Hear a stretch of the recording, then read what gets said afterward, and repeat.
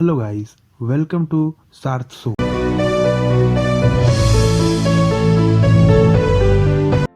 अब ये चीज़ तो आपको भी पता होगा कि जब भी किन्हीं दो या दो देशों से अधिक टेरिटोरियल डिस्प्यूट्स होता है, यानी किसी टेरिटरी को लेकर के डिस्प्यूट या फिर विवाद होता है और उस पर दोनों ही देश अपना अधिकार बताते हैं, तो वहां पर कोई भी इंटरनेशनल कम्युनिटी यानी उन देशों को छोड़कर कोई भी थर्ड कंट्री कभी भी उस रीजन में इन्वेस्टमेंट, इकोनॉमिकली या कल्चरल एक्टिविटीज नहीं करती है। इसके पीछे का कारण है कि सामने वाला देश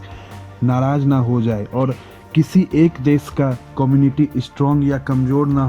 हो जाए। इसलिए दुनिया भर के देशों की सरकारें डिस्प्यूटेड टेरिटरीज को अपने स्टेट में न्यूट्रल रखती है और अपने देश के ऑफिशियल मैप्स पर उस डिस्प्यूटेड रीजन को एक अलग रंग से मार्क करती है। खास तौर से चाइना की बात करें तो चाइना भारत के अरुणाचल प्रदेश और नॉर्थ ईस्ट के रीजन पर अपना हमेशा से अधिकार बताते हैं। हालांकि हैं तो ये सभी रीजन्स भारत के ही, लेकिन अमेरिका और रसिया जैसे देश चाइना के नाराज हो जाने के डर से इस रीजन में यहाँ पर कभी बड़े स्तर पर इन्वॉल्व नहीं होते हैं। लेकिन एक देश ऐसा है जो कि एक बार नहीं बल्कि कई बार भारत के नॉर्थ ईस्टर्न रीजन में अपनी इन्वॉल्वमेंट लगातार शो करते रहता है, और वो और कोई देश नहीं जापान है, जो इस समय ब्रह्मपुत्रा नदी के ऊपर स्ट्रैटेजिक रूप से important longest bridge of India को बनाने में,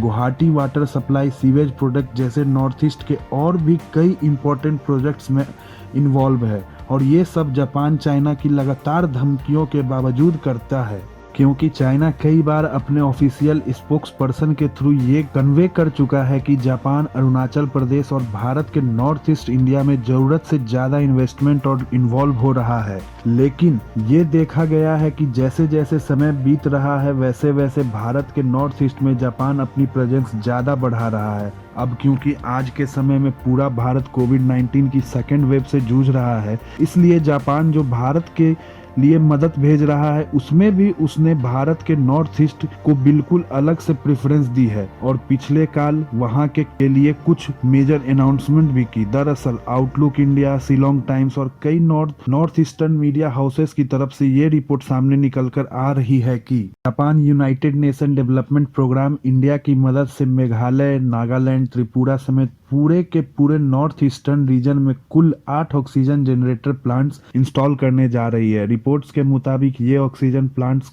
कहां पर कौन सी लोकेशन में इंस्टॉल होंगे वो सब आइडेंटिफाई और फाइनलाइज कर लिया गया है। ये सभी ऑक्सीजन प्लांट्स नॉर्थ ईस्ट के अलग अलग हॉस्पिटल्स में एक साथ